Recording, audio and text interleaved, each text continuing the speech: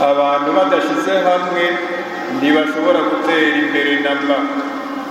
Imana yaturungikiye umwana wayo ngo atwungire ubumwe mu kudukiza inabi yose ituma ducanamwo, kandi nta gicumuro na kimwe kidatuma abantu bacanamwo. Nico gituma Imana yo nyene yabanje kutugirira ikigongwe twayiteye imbabazi, iraheze itwigisha kurekuriranira kugira ngo tugume muri ubwo bunywanyi.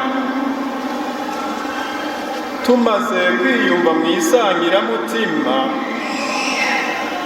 akaba atawandya wangura, haba hasigaye ko dukura amaboko mu mpuzu ngo turondere ibidutunga twese, ibyacu be n'ibyo dufashisha abatishoboye.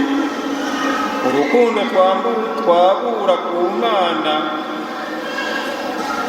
urukundo twabura ku Mana yashatse kubana na twebwe kandi ikatwihebera, rudutegereza kwitwararika abantu bose, cyane cyane abato bato n'abatagira uko bifashe.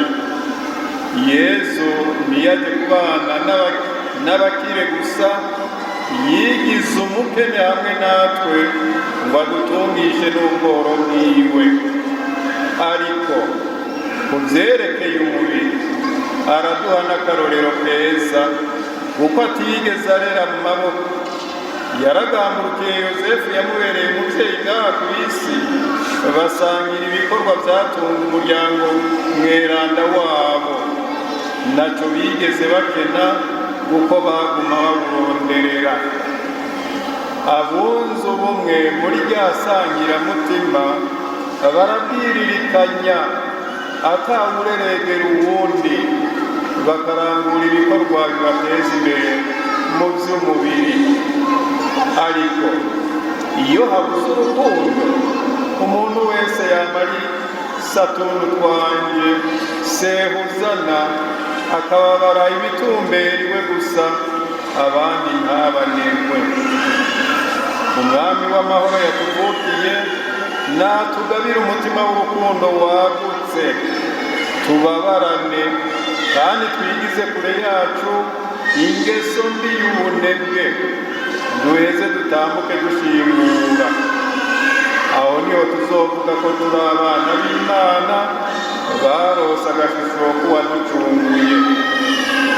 Murazi ko ugukora ari ryo tegeko rya mbere twahawe n'Umuremyi.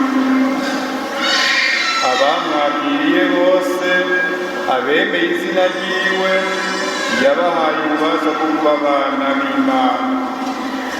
Uwo mucunguzi yabuwe imyaka n'iyindi, akaza yaza tukamubona. Ntiyoramutse iwacu ngo twice amatwi. Nitumwakirane urukundo n'ishaka ryo guhinduka, ngo tube koko abana b'Imana basa nawe.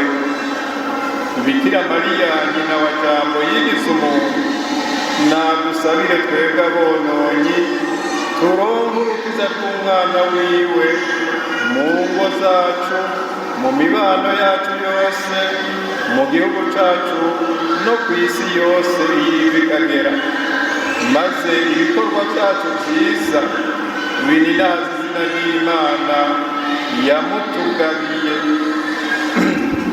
gushika umunsi azogaruka.